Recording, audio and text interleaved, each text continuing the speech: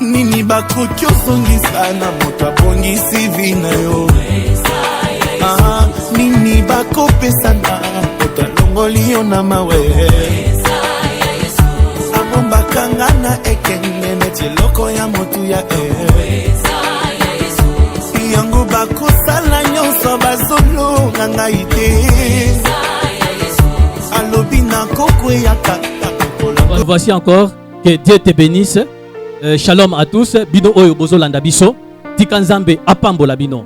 Na émission na bino, émission na biso dans ta majesté. Tokutani lisusu na émission oyo tolobelaka mingi ba grande chose o Nzambe azo opérer, ba opportunité Nzambe azo fungolela biso, ba miracle, ba merveille o Nzambe azo sala. Bien-aimé dans le Seigneur, soki yo pe okosadere na kati ya famille ya bana Nzambe, oyo nyonso bolamu eza réservé pour na yo. Tika Nzambe apambola yo. Na zanga mokote, lelo na yambi moumbu na Nzambe, takotika maloba epa na yemoko akose présenter. Shalom moumbu na Nzambe. Shalom pasteur. Libota na Nzambe balingi bayeba nani oyo to yambi na plateau na biso ya dans ta majesté. Merci beaucoup pasteur. Nazo répondre na kombo ya Romain Tchepela pour nous à la bref. Nazali coordonnateur ya dynamique formation des disciples dynamiques. Naza messager baobaebi ensemble le messager de Jésus-Christ. Mais nauta nanzambe malamu. Nauta nanzambe malamu pour l'accès penzake. Nakuli na Nzambe unzambe malamu les messagers lelo naza vraiment na bolungwa Nzambe formateur et disciple dynamique. Donc na mukuse na ko se présenter kaka ndenge wana. Nzamba pambola momu na Nzambe, je crois bien touti kolanda pasteur Romain, bien-aimé dans le Seigneur, na lingi vraiment Olanda biso na boke binyoso. Pasteur Romain, na lingi na yeba est-ce que na vie na yo et si on parle pas miracle na Nzambe to merveille moko Nzambe a opéra na kati ya bomo na yo? Chaque jour na lobi yango 3 fois chaque jour. Ça veut dire quoi? Na botama na komiti na âge oyo na leki 50 ans nazana ba ninga o na yebi to kola na bango bakufa bo mwana etikalanga un peu na mutu. Donc chaque jour en tout cas pour nanga eza merveille en Nzambe. Chaque jour nazo ya kolia te eza merveille en Nzambe. Ezebele eza vraiment bedon na lobaka atina comme na âge eza merveille en Nzambe. Alors ceux qui na lingi na kende nango un peu plus loin na banda ko sala place mo boye na capitale awa na frontière naza lelo ne naza boye naza na 6 ans ya chômage ya musala wana. Mais tala merveille en Nzambe so tali ataka. Vous allez m'excuser, beauté ka ya mandefu nanga au mona te ke na chômeur pendant 6 ans. Mais nazo chômeur et pour ne pas parler d'autre chose. Donc Nzambe penda kombo wana ya le merveilleux. Donc ce que zala ka kombo donc ngana lokwa témoignage à merveille en Nzambe. Et son alingina kenango un peu plus loin encore na âge ya 12 ans na nyata nzete. Tant que je suis dans dispensaire moko centre médical actuellement, je suis un faux sérum antitétanique. En tout cas, occasion encore à tangoter. Quand on me pose une question comme ça sur le merveille de Dieu, na faux sérum antitétanique, je suis et créer une infection tétanique dans les autres, je crois. Alors, qu'est-ce qui est arrivé? Na komaka neti na okendo kufa mokongwe kangami kingwe kangami don zoto nyoso kangami na ki vraiment na mouvement rosalate. Je me rappelle à cette époque là nazaka na 12 ans bien sûr à l'école primaire ba memanga na clinique danoise à l'époque lelo clinique quinoise na sala 2 semaines et demie na réanimation. Vous imaginez? Donc 2 semaines et demie na liakate na melarate na yebite son dans la toilette ou pas. Les parents ne pouvaient pas me voir. Donc réanimation pendant la solo chambre noire. Donc on a les cas d'époque où on a mis yébate. N'a pas mboli nzambe. Au fait, merci pasteur. Merci. Donc des fois quand je pense à ça, na mona vraiment que na ngati na te. Mais seulement par la grâce de Dieu, cette histoire-là, quand ça me monte au cœur, c'est troublant. Franchement, je manque de mots. Seigneur, j'en profite dans l'occasion où n'a pas un fils qu'un petit merci pour m'avoir gardé. Lélo n'a commis formateur et disciple dynamique battu belé. Même dans l'émission, bakoye banga, bakoye pekoye bangate. Ils ont vraiment moko ya ba merveille na yo. Ils belé, mais oh wana à l'âge de 12 ans qui pouvait me connaître. Bon. Gloire raison que pas Nzambe. En tout cas, nazangi maloba, mais amen. Le merveilleux. Bien-aimé dans le Seigneur, ba merveille Nzambe est réservé pour na ba Nzambe. Nazo supplier yo okota na grande famille ya bana Nzambe, oh ba merveille oyo ekozala pe réservé pour na yo.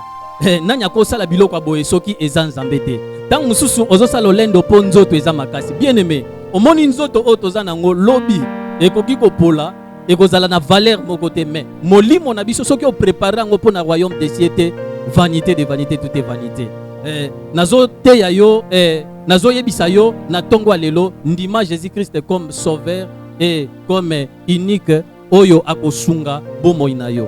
Tozo continuer émission na biso, nous sommes toujours dans ta majesté. Toliki to tika siko espace na pasteur Romain ameka kofongola biso moke nini oyo Nzambe azosala par rapport ya makomi na Nzambe ba opportunité ti Nzambe azofongola ba merveille nini Nzambe azokokisela biso na kati ya bomoi na biso.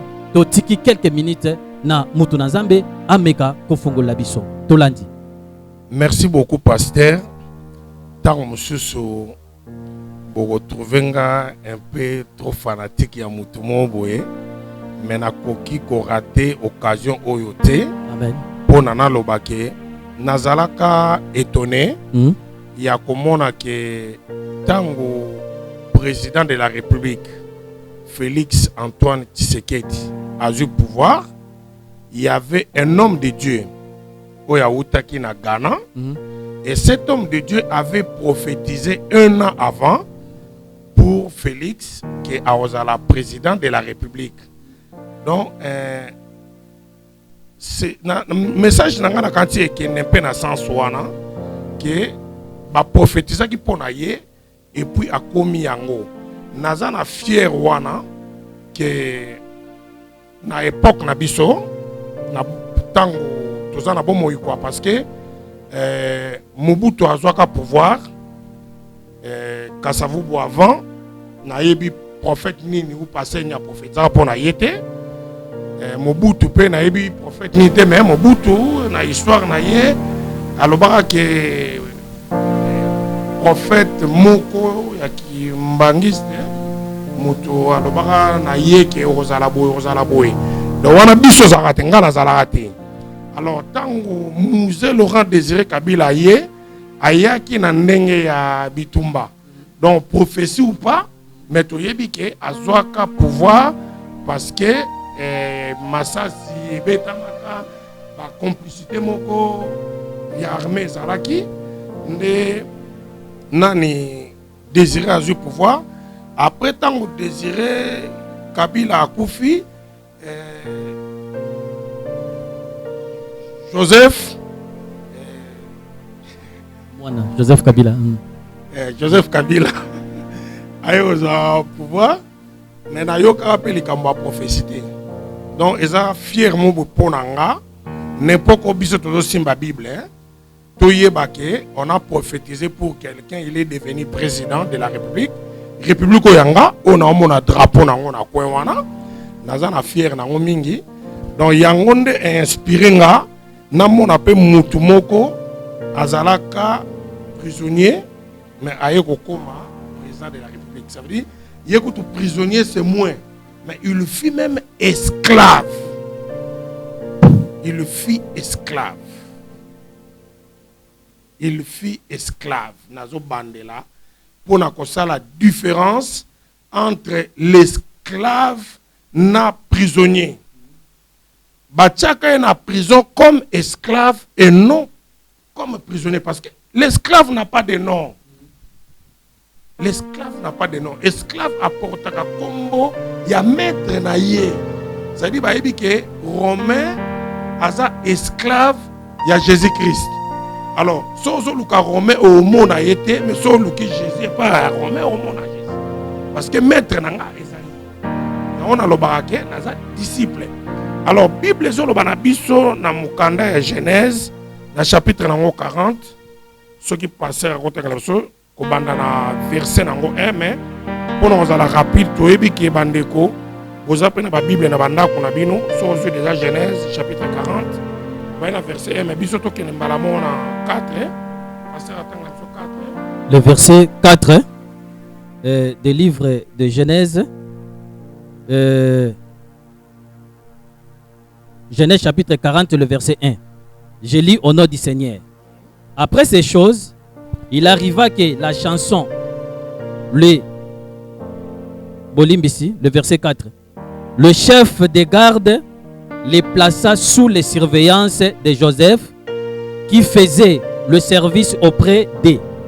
Et ils passèrent un certain temps en prison. Pendant une même nuit, les chansons et le panetier du roi d'Égypte, qui étaient enfermés dans la prison, eurent tous les deux un songe. Chacun les saints pouvait recevoir une explication d'instinct. Joseph attend. Le verset 8, je lis au nom du Seigneur. Ils lui répondirent, nous n'avons eu un songe. Nous avons eu un songe. Est-il ni personne pour l'expliquer? Joseph leur dit, n'est-ce pas à Dieu qu'appartienne l'explication? Raconte-moi donc votre songe. Les chefs des chansonniers. Joseph a été capable de olimbo la toto malobi eza na tribu ya Nzambe pona olimbo la yango. Amen. Nalinga tokumisa Nzambe na ba vie na biso quelque soit ba qualité na ba capacité na biso mais to ba ko tchaka Nzambe na place na ye. Amen. Tant que la biso 14 pona to za nango rapide. 14e verset. Ouais. Mais souviens-toi de moi quand tu seras heureux. OK. Na kati ya boloko place bazalaki Joseph alobi na ye moto alotaki ndoto kobosana ngai te tango okoma amen. Amen. Continue ndeko. Je continue. Tanga 20. Le verset 20, je lis au nom du Seigneur. Le troisième jour, jour de la naissance du Pharaon, il fit un festin à tous ses serviteurs et il leva la tête du chef des chansons et la tête du chef des panetiers. Au milieu de ses serviteurs, il rétablit le chef des chansons dans sa songe des chansons. Ok. Deux volets qu'on a tant biso.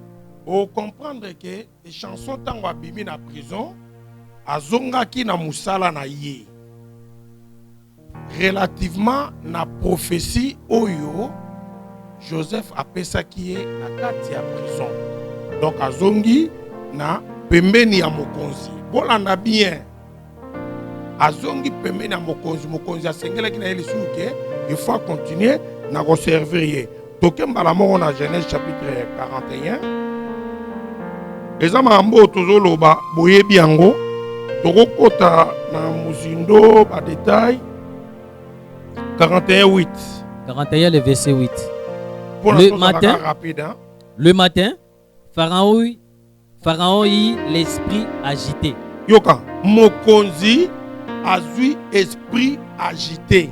Suite ya ndoto alotaki. Donc azangi stabilité na vie na moment wana donc akomi.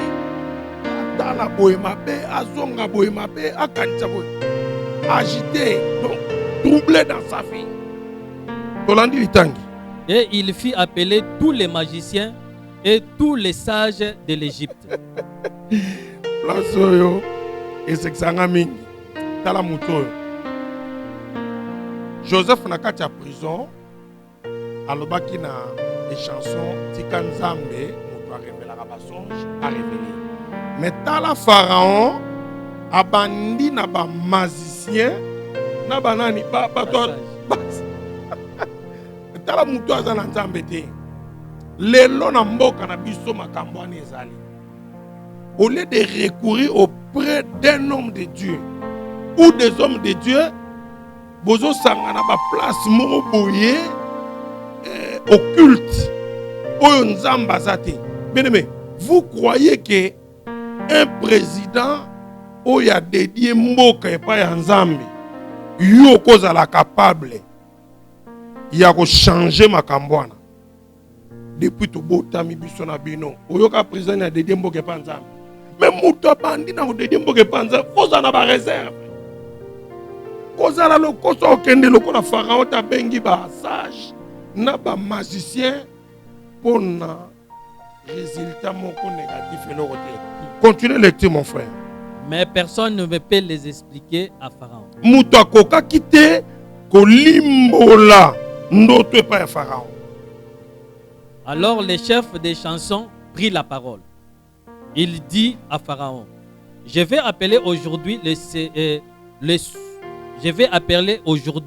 les souvenirs de ma faute. Pharaon s'était arrivé contre ses serviteurs et il n'y avait fait mettre en prison dans la maison du chef des gardes, moi et le chef du pénetier. Continue. Je lis. Pharaon s'était arrivé contre ses serviteurs et il n'avait fait mettre en prison dans la maison du chef des gardes. Moi et le chef des pénetiers, nous eûmes l'un et l'autre un songe dans une même nuit. Parce que tanga na kaka verset 12. Verset 12. Ouais. Il y avait là avec nous un jeune hébreu. Alors il y avait là avec nous un jeune hébreu. Il faut faire très attention. Quand on parle d'un jeune hébreu, on parlait de la descendance d'Abraham. Netiba bisoyo. Toza ba descendant d'Abraham. Alors un jeune hébreu. Boboyo kano likambo. Avandaki na Joseph na kati ya prison place moko maramnyo so place moko. Mayeba ikombo à Joseph. Parce que Namutunaye, il a continué à le considérer comme un esclave. Il y a un jeune hébreu. Mais peut-être pour lui, il y a une façon de connaître la Bunzambe. Parce que tu as ébélé bazaki batu pambate, bébré batu pambate. Sotali parcours ya Joseph depuis bandeko na ye bayiniye babwaki na libulu bazwi nyama babomi batie makila baki olakisa papa na ye tala parcours a moto alongwe wana basombi ye donc mutu moko boye bazwi effacer ba trace na ye na vie basombi ye akomi esclave bake na ye quelque part musika mais place bake na ye mutu moko ke okutane na prison pona alobake jeune moko tozalaki ne kuna aza hébreu alimbolaka ndoto nanga penga na salaka mabe parce que tout ce temps on azalaka il fallait na loba pona tina na ye bien aimé toi na mukumba ya loba pona tina Yesu muto asala biso ba merveille nyonso tozali eza Yesu tobosana kolobela bolamu na ete babolamu nzambe eza tellement belé netinga boye na Bible banda na Genèse ne bandelango tina Apocalypse na mona ka merveille nzambe mais avec le temps ce qui occasion ko se permettre tokobando décortiquer moko ti tango nzamba olinga to sukisa. Parce que tanga verset 14. Verset 14, je lis au nom du Seigneur. Pharaon fit appeler Joseph. On l'y fit sortir en hâte de prison. Il se rasa, changea de vêtements. Na version na yo ba komi, il fit appeler Joseph. Il fit appeler Joseph. 14 kaka. On les fit sortir en hâte de prison. Ouais. Il se rasa, changea de vêtements. Na version nga ba benga esclave. Na version nga ba benga esclave. Amen. Mais qu'est-ce que nous voulons dire na makambo nyonso tozotanga oyo? Na makambo tozotanga pona tosisa na kotanga Bible kaka parce que tanga verset 39 otangi na 41 tout ce que ça va tanga et puis na meka koloba moi eloko mo amuke to continue. Et Pharaon dit à Joseph, puisque Dieu t'a fait connaître toutes ces choses, il n'y a personne qui soit aussi intelligent et aussi sage que toi. Oui. Je t'établis sur ma maison et tout mon peuple obéira à tes ordres. Le trône seul m'élèvera au-dessus de toi. Pharaon dit à Joseph, vois, je te donne le commandement de tous les pays d'Égypte. Parce que bandela yango bien, bandela yango pena bien. Na bandeli ba momo ko na kati ya makambo yo. Oui, bandela yango pena bien sous passé. Na bandeli lisusu. Pharaon dit à Joseph, puisque Dieu t'a fait connaître toutes ces choses, il n'y a personne qui soit aussi intelligent, aussi sage que toi.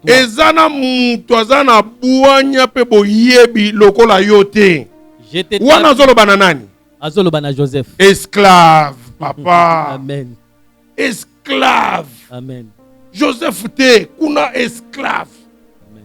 Ozolanda. Amen. Donc muto yo bateka muto bakena ye nalingaka eloko mwasi ya Potifar asalaka. Bien aimé, gloire nyoso tout eroyate posandeko ya ministre. Na saluer ministre moko azandeko na ndeko na biso na yeba te mukoto kuta no yeba. Donc gloire nyoso tout. Ekoyaka ndenga bien te. Mais la conception de tout le monde a fondé là qu'elle bien na planité. Yesu point nettoiement ba humiliaye. Ba loba même que ba tika kai mutaka la c'est vrai parce que epa ya ba Yuda mobali okotika na lingwanda te. So tika lingwanda na joana la ka mutaka la. Donc ba humiliaye mais pona avanda na nkembo. Donc, na sepela peine loko moi ça Potifar asalaki parce que alekisi mwana mobali oyo na nzelo ya kana kite mais pour la gloire. Continue le lecture papa. Le verset 40. Oui. J'établis sur ma maison. Natie likolanda kunanga. Oazolo ba wana président et roi. Amen. Bande ko to ça la différence entre roi na président.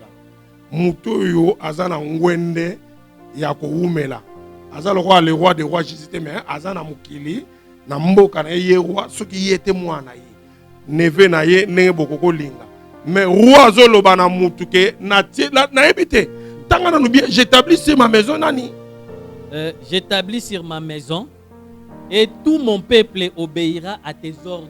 Yoka bien aimé Joseph azalaki hébreu. Pharaon a zouye à établir ye likolo ya ndakuna ye likolo ya bokonzi na ye alobi ba peuple nyo surtout ba oyoke la yo. Qui est celui que Pharaon avait établi à ce moment-là? C'était Dieu. Ezaki sous esclaveté, il a compris que sagesse yaboye, ça ne peut venir que de Dieu. Connaissance yaboye, ça ne peut venir que de Dieu. Muto babengi hébreu aza muto auta na libota ya Nzambe descendant ya Abraham. Abraham aza muto osaka na yete. Et Pharaon avait compris que non, bon nana réussir, Nzambe na likolo ya mboka na ngai. Batu na ngai nyoso to ba se soumettre na volonté ya Nzambe o azana mutu oyo. Et c'est ce que Fatia avait fait. Amoni que non, mboko ninga za busona kena ngoka bo. Bien aimé, récite za mboka oyo. Récite ozala. Nazana confiance ya Nzambe. Nazana confiance ya dédicace. O mokonza mboka salaka. Nana confiance nango.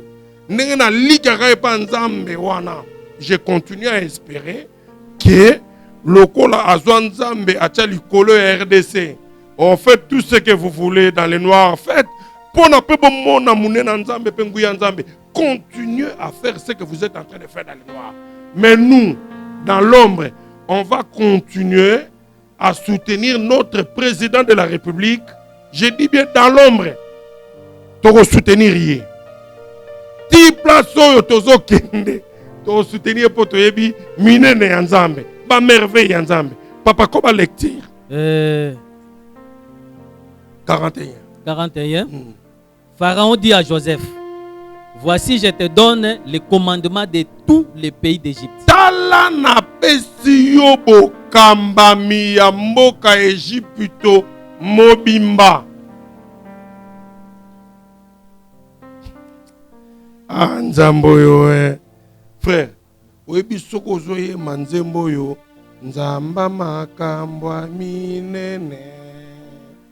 Nzamba makambwa bolite asalaka makambo elekela sozo eba nzembo wana koyembaka nzembo te mais zala pe na détermination que c'est vraiment un Dieu de grandes choses.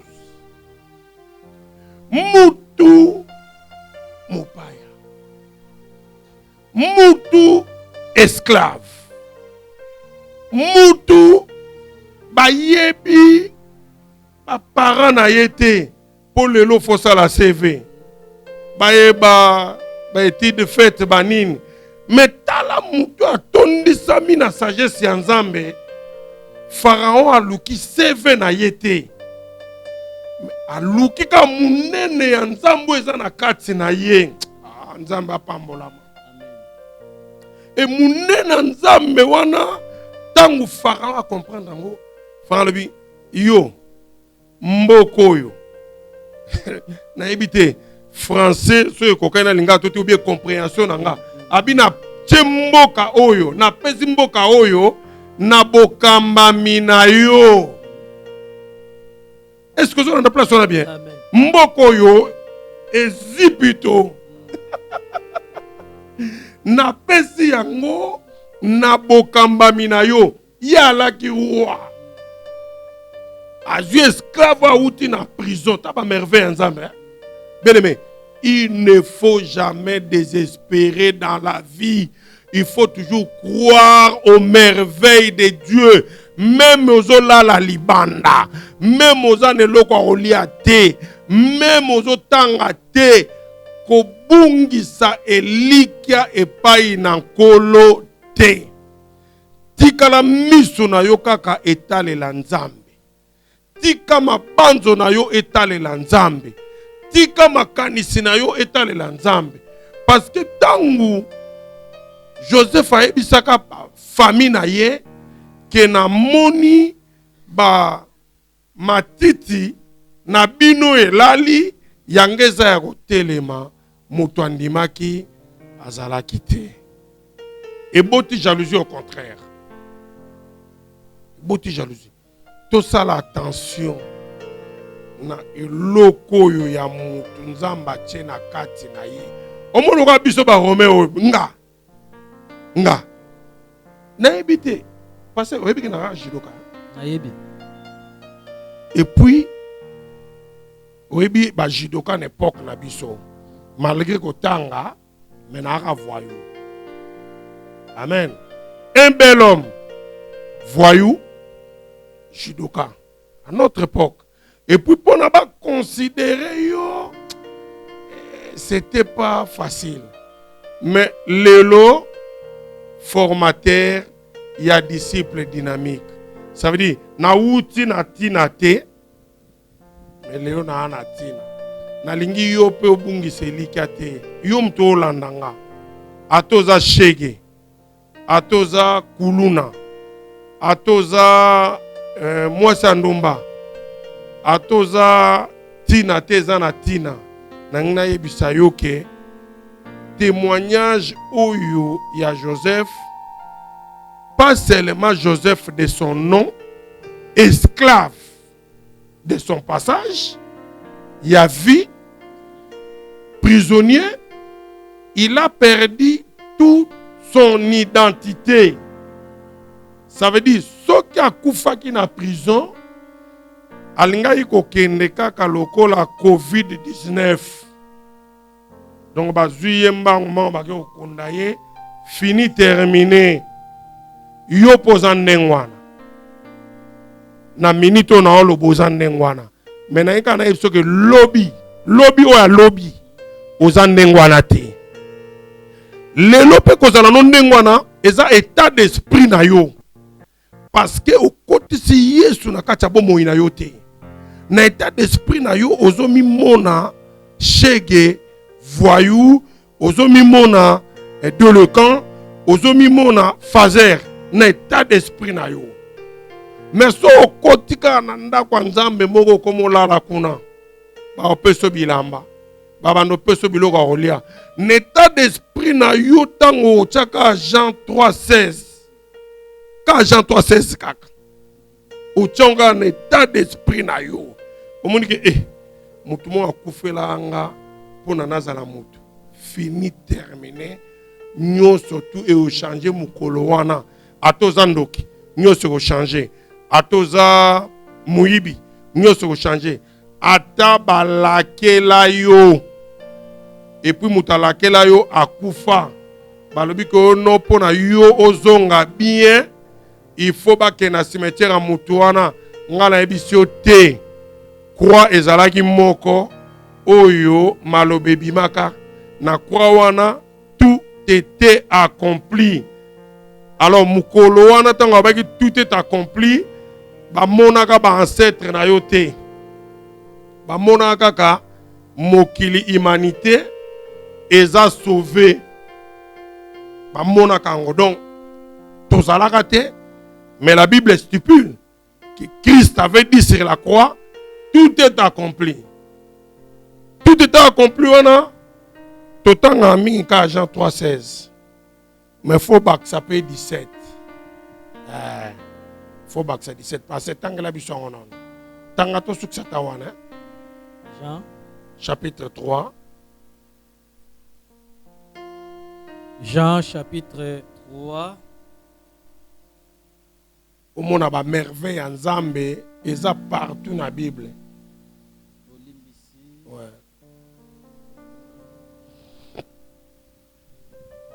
Jean chapitre 3, le verset 17. 16 nano, tanga 16 nano. Owane zakavena bilei ya biso nyoso to okutana mupagano ayebi yango.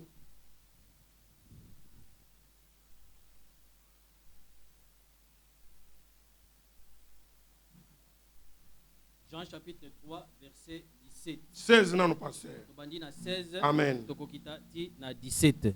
La Bible nous dit, car Dieu a tant aimé le monde, il a donné son Fils unique, afin quiconque croise en lui ne périsse point, mais qu'il ait la vie éternelle.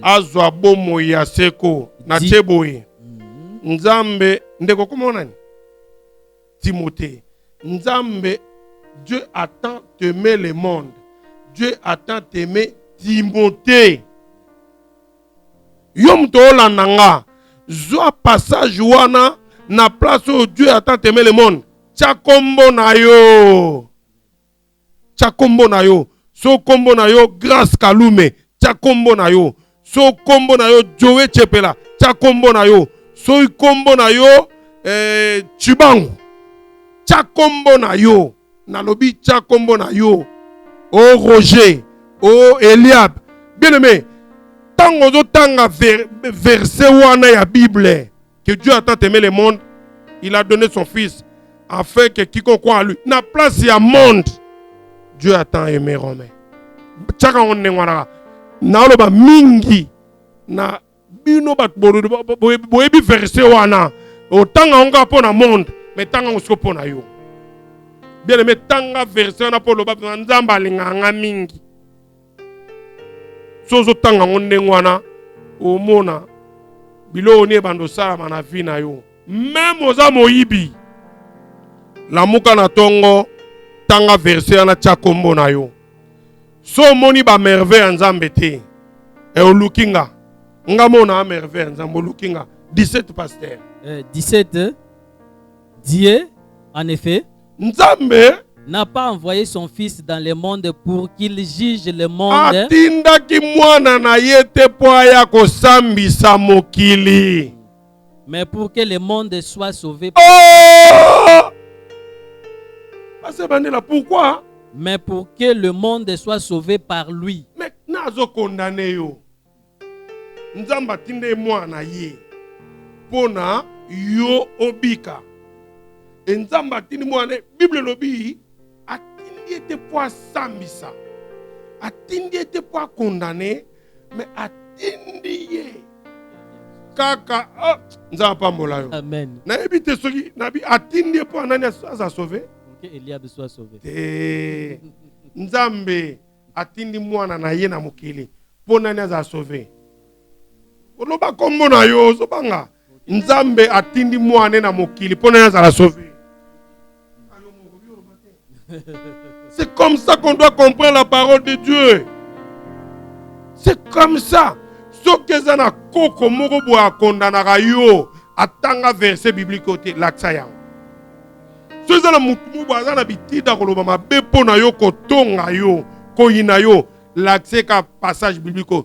Yesu moni nzambe atinda mwana na mokili po tozala sauver et non po tonganga et non po yinanga et non po loba loba na kombo nanga parce que tout ce que tu es en train de dire autour de moi, il y a un sauveur, Jésus-Christ de Nazareth. Merci beaucoup. Nzambe apambola moyoki malamu nyoso tout. Parce que ça quand to lobi na mutute mais to lobi. Amen. Que Dieu vous bénisse bien aimés dans le Seigneur. Touti ko yamba. Maloba kitoko na moto na Nzambe pasteur Romain. Awuti ko fongolela biso vraiment bilo moko ya motuya otang mususu to tiraka attention te. Nzambe apambola mobumbu na Nzambe apambola yo muto ya olandi biso. Bien aimé dans le Seigneur. Kota la faiblesse na yo te. Na kati ya faiblesse na yo Nzambe akoki ko bimisa eloko moko ya munene pe ya mutuya. Po na kende musika te nazana bak na lingi na tuna pasteur Romain. Pasteur Romain na yebi ke même na ba pays mususu esalamaka. Avant que mutuba élire na poste moko songolo ezana eloko moko balandelaka cachet judiciaire, cachet judiciaire, cachet judiciaire. Eloko yo na bomo ya Joseph, un prisonnier. Donc cachet judiciaire na ye si baby. Comment bakoki ko accepter ye na pouvoir akonzato akamba na kati ya mboka? Merci beaucoup ndeko pour la mutuna na yo. Omoni eloko to bengaka epakolami. Amen. Muto ya simba mina loboko ya Nzambe. Ebite so tangi Bible bien. Est-ce que ebike Yesu pas ara prisonnier? Yoka. Yesu est prisonnier. Na Barabas. Na Yesu. To libérer nani? To libérer Barabas. To kanga nani? Jésus. Est-ce que c'est moi nani? C'est un prisonnier? Amen. Yesu pas prisonnier. Ça veut dire qu'on ne fait pas attention à la prison. Amen. Il était condamné. Bako kangayo détention provisoire. Amen. Mais bakangyo. Parce que na minute wana téléphone nous est pas yi. Ok nanda kuna yote. Bakangyo ko. Donc Joseph na prison na yebité pour être franc les wana so casier judiciaire peut bandai ko landelango. Mais à mon humble connaissance, baye baïka ke oyo aza esclave. Or, c'était impossible. C'est ce que moi j'ai retenu.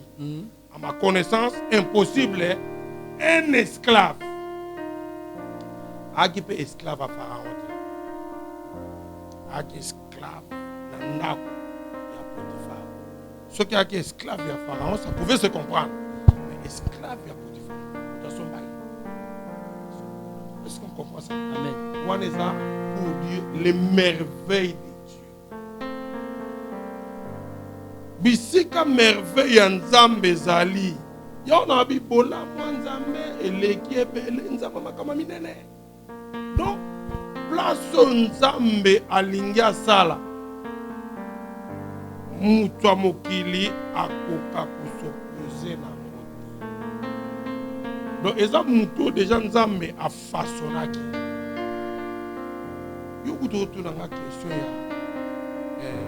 ya ye kaje dise. Otanga na Bible te ke Nzambe a komisi bato ebele ba aveugle na mokanda ya roi. Otanga ngote. Alobi na mosala na ye misu na yo eza na ba ekai. Zela tie loboka bimona. Ki azia tala boye. To biso toza na armée koleka bango. Yango na air moko. Tant on yoka bato so ba oleka na tevo biso ba bere boye Nzambe na ba armée na ba bere nini. Armée nzambe ba bere nini. To tika biloko wana o biso ba bere nini. Te Pharaon a qui n'a pas ça ya koyeba lisusu sebete omuntu maloba Nzambe maloba ya Nzambe maloba romete ya Nzambe tango elengi lokwa Nzambe mutu aloba travers mutu wana okokosana na mabe ya mutu lokwa ya azalaki na epakola me azalaki na onction liboso ya Pharaon na obandela. C'était Dieu lui-même qui avait fait ça dans son serviteur. Pour nous relaxer, Mokili, eza na posa éliminer yo. Mais Nzambe na otombola yo. Omonengo bandi mamakambo. Kokanisa ta mukolo moko te na échec. Kende na continuer ka na réussite. Mukolo komona blocage place moko ya autour. Disciple olobaki na nga boye na boye tala kali yango na lobito te na na mbongo kosoka yo mais na na misapi ya kobeta bato bonefa nzamba. Donc occuper toute ma moi kaje judiciaire ya Joseph te parce que ça loko ozotu na Nzambe nani apekisaki Yesu amata. Il y a un passage où on a Actes des Apôtres, chapitre 1er,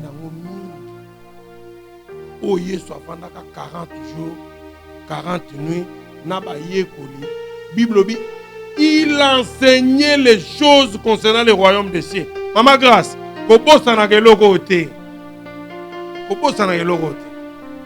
enseigner les choses qui concernent le royaume des cieux. Ça veut dire, Joseph alaki mutoyo azomona makambu ya likolo ya Nzambe. Il voyait pas comme nous. Son habit comme nous. Et pour nous ça la différence entre yé na biso. Mais biso net ngana yo boye. Et tout le monde a le quoi Nzambe ko. Nous avons la vision de Dieu. Ça, c'est la vision de Dieu. Nous avons la vision de Dieu. Amen, bien-aimés dans le Seigneur. Touti kolanda Nzambe azotala ba qualité ya mutu te. Azotala faiblesse na yo te. Soki alobi atombola yo azotombola yo. Bien-aimé dans le Seigneur, tokomi ko chité na émission na biso. Toyambaki pasteur Romain oya uti kofungola biso maloba kitoko.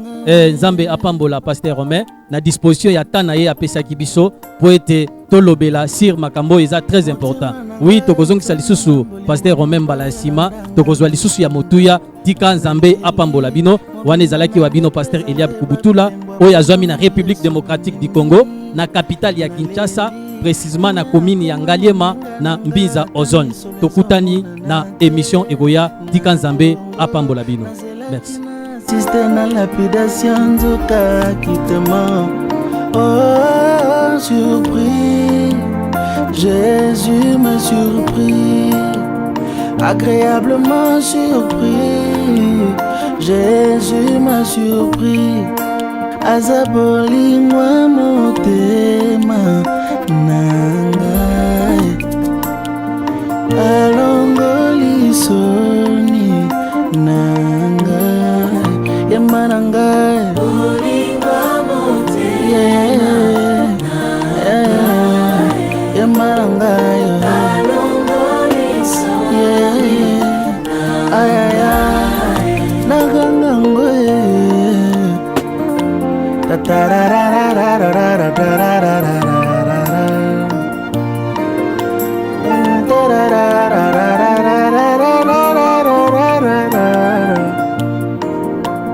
Donne-moi une seule raison, ekotinanga natika Yesu, libala nazanango, ebyango bien eza pona Yesu, nyonso nazalelo, oyebyango bien eza pona Yesu, yango nakotingama Yesu, nakotingama ye, kopekisa te mpona kondima te, motema na ngai etondi na mbolingo mobali alandanga na nkunda, naleli mobimba na ngai présente babilembo bolamu Yesu ameni, naleli kimia akoma moninga na ngai ata misolo ezomonana te, na Congo nazelaki na assiste na lapidation nzoka.